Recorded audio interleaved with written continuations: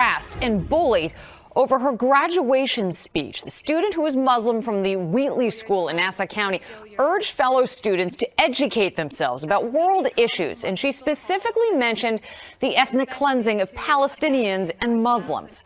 Well, that led to jeers from the crowd and for her family to be bullied. Long Island reporter Kristen Thorne spoke exclusively to that student. She is live in Old Westbury with the story. Kristen.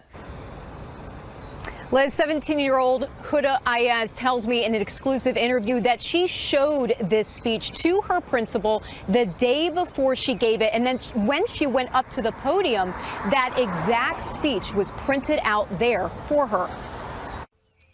Educate yourself about international dilemmas, including the ethnic cleansings of Palestinians and Uyghur Muslims. Families are continuously torn apart, and real human lives are being lost but ignored.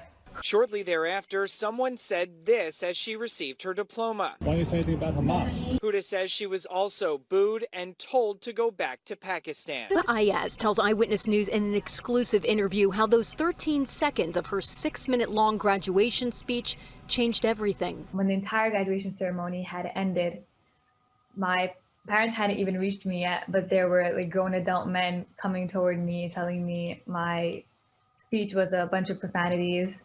And thankfully there were people there to hold them back.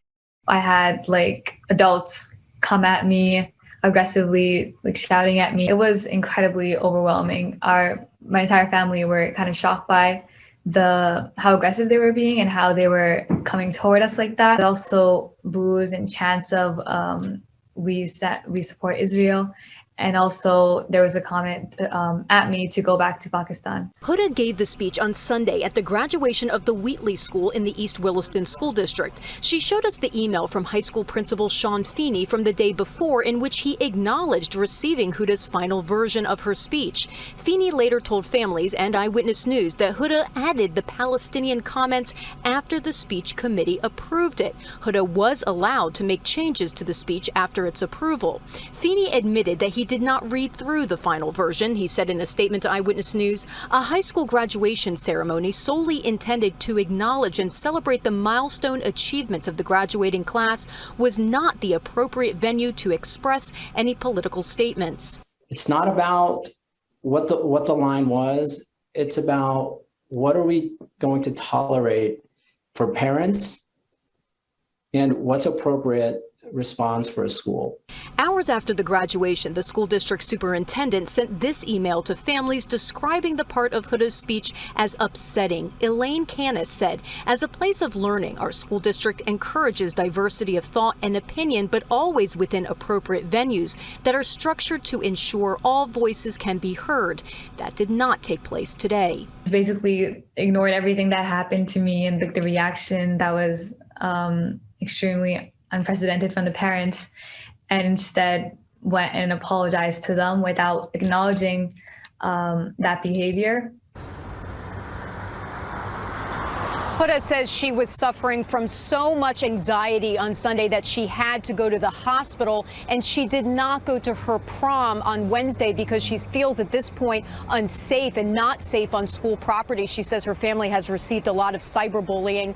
Meanwhile, her supporters are starting a letter campaign to the school district demanding that they deal with this differently.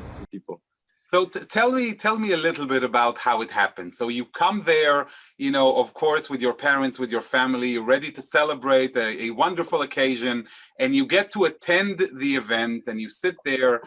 And I can imagine that was the last thing you expected to hear. Absolutely. I had no idea she was going to go there. Like, it was completely unacceptable. I was so angry when I heard it. I didn't even know what to do. I felt targeted. Like, I remember just looking around and being like, do you guys hear this? Like, I couldn't believe the thing she said when she accused Israel of committing ethnic cleansing. And the way she did this speech too, you know, pretending she's coming from such a high place, such a righteous place, where she's going to say, you need to open, everybody needs to point out injustice, and you need to speak for those who don't have a voice. And then you're going to go accuse accuse Israel of committing ethnic cleansing and target every Jew who's in that graduation. You know, I have so many Muslim friends and we get along. It was disgusting. Like it really ruined the moment because I couldn't focus on anything else. I was just thinking about, you know, what she said. You know, her hateful speech and comments were the only thing that was wrong with that entire event. It was nothing. It was nothing there. It was a graduation. Everything went smooth until she injected those sentences that was not approved. She did that regardless of if anybody helped her or if she decided to do it by herself. But that has to be understood that this is the only thing that happened. It's really ironic how it turned out, you know, because she's saying speak for those who don't have a voice, and she speaks for the Palestinians, but she has all the voice in the world. Look at all these organizations backing her up and everything. She has a lawyer, she has everything she could ask for, but who doesn't have a voice in here? The Jews, the Jewish students there, who were all targeted at their graduation. The media makes them seem as if they are the ones committing the harm. The Jewish students who were silent, accusing Jewish people of doing something that was done to them by the Nazis. It's almost as if you're saying the Jews are no better than the Nazis. You know, she has so much support behind her. Multiple organizations are putting out all these lies and propaganda about how she's the victim when absolutely nothing happened to her.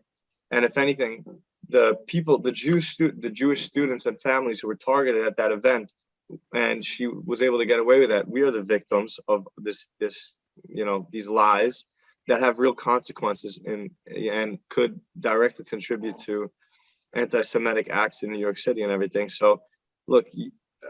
And this is taken out of proportion, and the question is why. Someone has to ask why is it being taken out of proportion to such extreme and so quickly to reach the media? I mean, talk about not doing your homework. They didn't even watch the video. If you watch the video, you can see there was no heckling, no booing. You couldn't even hear it. That was a brand new day after this because somehow it turned very quickly from a place that was seemed safe and without politics going around. Suddenly now I have a concern with I have another two more kids, but one of them is graduating next year from the same school, and there's already threats being going around from people that are just maybe haven't heard the facts and just jumping into because this organization CAIR already took care of this and put it out there in the media without verifying what happened. Without going and seeing that who started this and why and There are entirely too many examples now of using the TV to spread lies that divide communities, all coming from